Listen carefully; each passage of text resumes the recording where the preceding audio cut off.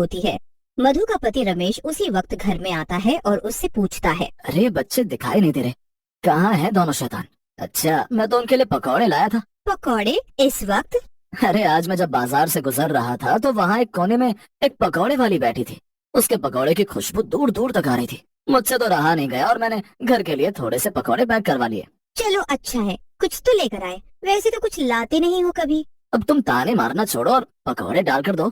मधु रमेश को एक प्लेट में पकौड़े डालकर देती है। रमेश बड़े मन से एक पकौड़ा उठाता है। सच में बड़ी अच्छी खुशबू है, स्वाद भी लाजवाब होना चाहिए।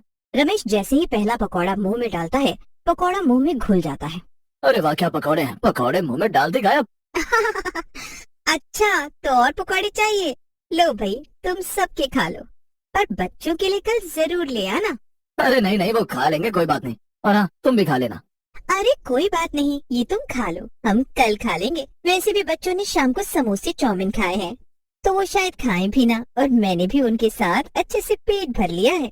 अच्छा, ऐसा है तो फिर मुझे ही दे दो सारे पकौड़े, मुझे भूख भी बहुत लग रही है। रमेश सारे पकौड़े खा जाता है। उसके बाद वो अपने पेट पर हाथ फिराता है। मजा आ गया पकौड़े खाकर। इतने स्वाद पकौड़े मैंने आज तक नहीं खाए। चलो मैं सोने जा, बहुत तेज नींद आ रही है मुझे। अरे, आज इतनी जल्दी सोने जा रहे हो? हाँ, बस बहुत तेज नींद आ रही है। उसके बाद रमेश सोने चला जाता है। मधु अभी भी रसोई में काम कर रही होती है। थोड़ी देर बाद मधु को रमेश की जोर जोर से हंसने की आवाज आती है। आज तो मजा आ गया, कैसे कैसे सब घूम रहा है। अरे, ये तो इनकी आवाज है। अभी तो ये अंदर कमरे में सोने गए थे, तो ये ऐसे जोर जोर से क्यों हंस रहे हैं? जरा मैं जाकर देखती हूँ। मधु अंदर जाकर देखती है तो रमेश तो जमीन में लोटपोट हो रहा था और पागलों की तरह जमीन पर हाथ मार रहा होता है। मधु को तो समझ ही नहीं आ रहा होता कि ये सब क्या हो रहा है। अरे, ये क्या हो गया है आपको? आप ऐसे पागलों की तरह हंस क्यों रहे हो? अरे आओ ना मधु, तुम ऐसे उड़ क्यों रही हो? मुझे पकड़ लो वरना ऊपर ऊपर पहुंच जाओगी उड़ते उड़ते। ये क्या बहकी बहकी बातें कर रहे हो जी? अभी तो ठीक ठीक घर आए थे, अब अचानक क्या हो गया है ये आपको? चलो, आप जल्दी से खड़े हो जाओ। बड़ी मुश्किल से रमेश को मधु खड़ा करती है और रमेश बिस्तर पर लेटने की जगह बाहर भाग जाता है। उसके बाद वो मोहल्ले में तमाशा करने लगता है। लोग रमेश को ऐसा करते देख उस पर हंसते भी हैं और हैरान भी हो जाते हैं। नहीं नहीं दीदी, ये तो इन सब चीजों को हाथ भी नहीं लगाते। आज घर आए थे तो बिल्कुल ठीक थे, उसके बाद इन्होंने पकौड़े खाए और अंदर सोने चले गए। बस उसके बाद इनकी हंसने की आवाज आने लगी और तब से ही ऐसी ही हरकतें किए जा रहे हैं। अरे कहीं ये उस चुड़ैल के पकौड़े तो नहीं खा गए? चुड़ैल के पकौड़े? आप ये क्या बोल रही हो दीदी? कौन सी चुड़ैल? पूरे मोहल्ले को उस चुड़ैल के बारे में पता है और आपको ही नहीं पता। एक चुड़ैल है जो रात को बाजार के पास पकौड़े बेचती है। लोग उसके पकौड़े खाकर ऐसे ही पागल हो जाते हैं।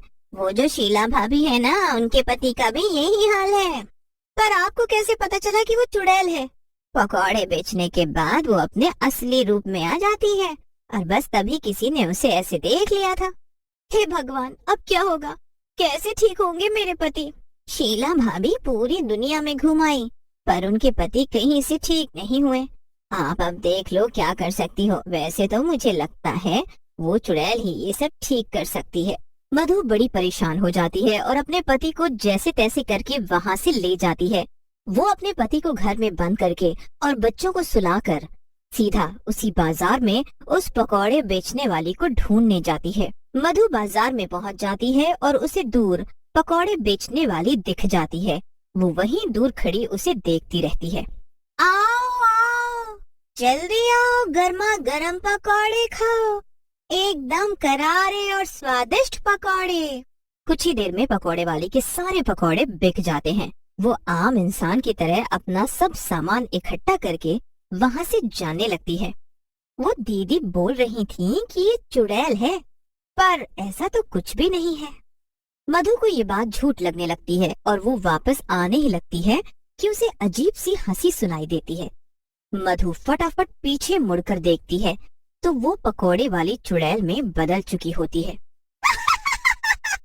आज तो मजा ही आ गया, मेरे सारे पकौड़े यूं बिक गए और किसी को पता भी नहीं चला।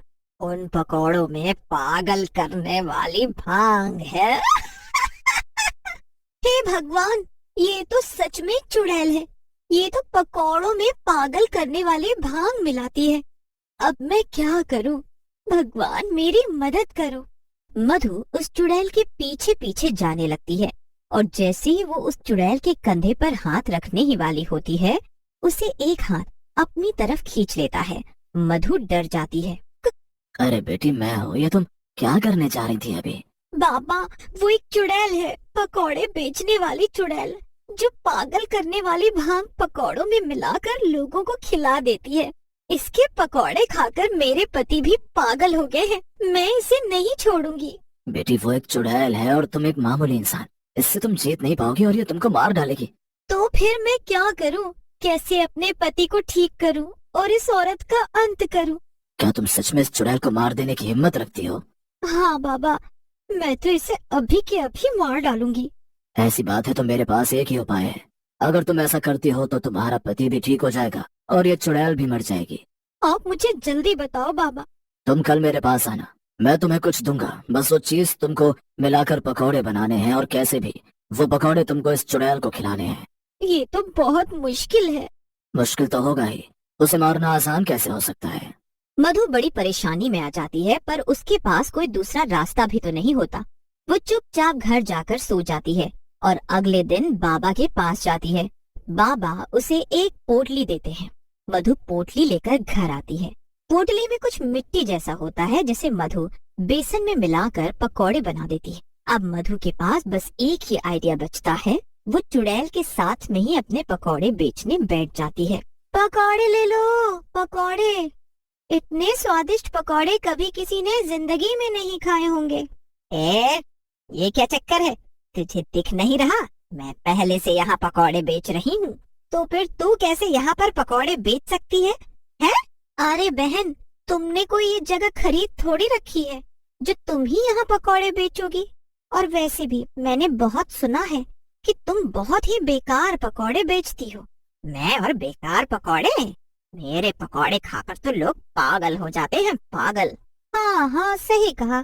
खैर, अब मैं भी यही पकौड़े बेचूंगी और मुझे कोई रोक नहीं सकता। पकौड़े वाली को बड़ा गुस्सा आ रहा होता है। वो अपना गुस्सा अंदर ही अंदर पी जाती है। अब दोनों एक दूसरे के बगल में बैठी पकौड़े बेच रही होती हैं। मधु ने 2 तरह के पकौड़े बना रखे होते हैं। एक तो चुड़ैल को खिलाने के लिए और लोगों को खिलाने के लिए नॉर्मल पकौड़े। मधु के पकौड़े लोगों को बड़े ही पसंद आ रहे होते हैं। उसके आसपास काफी भीड़ हो जाती है। ये देख साथ बैठी पकौड़े वाली को बड़ा गुस्सा आ रहा होता है, पर फिर उसके मन में ख्याल आता है कि आखिर मधु के पकौड़े में ऐसा क्या है जो उसके पकौड़े में नहीं है। कल जब ये आएगी तो मैं पूछूंगी कि आखिर इसके पकौड़े में ऐसा क्या है जो वो इतने अच्छे हैं, और फिर मैं उससे भी अच्छे पकौड़े बनाऊंगी और इस औरत के पकौड़े फिर कोई नहीं लेगा। चुड़ैल उस रात बड़ी खुश होती है, पर उसे क्या पता था कि ये सब मधु की चाल है। अगले दिन हमेशा की तरह दोनों पकौड़े बेच रही होती हैं। पकौड़े वाली बड़ी हिम्मत करके मधु से बोलती है, ए सुन। हाँ बोलो, क्या बात है? ऐसा क्या है तेरे पकौड़े में जो सबके सब तेरे ही पकौड़े खाने आते हैं? बस अब क्या ही बताऊं, लोगों की पसंद है। एक काम कर, मुझे भी एक प्लेट में पकौड़े डाल कर दे, मैं देखूं तो जरा कि ऐसा क्या है इनमें। मधु बड़ी खुश हो जाती है। वो जल्दी से उस पकौड़े वाली को पकौड़े प्लेट में देती है और उसके खाने का इंतजार करती है। पकौड़े वाली एक पकौड़ा मुंह में डालती है तो उसे कुछ खास नहीं लगता। फिर वो एक के बाद एक सारे पकौड़े खा जाती है।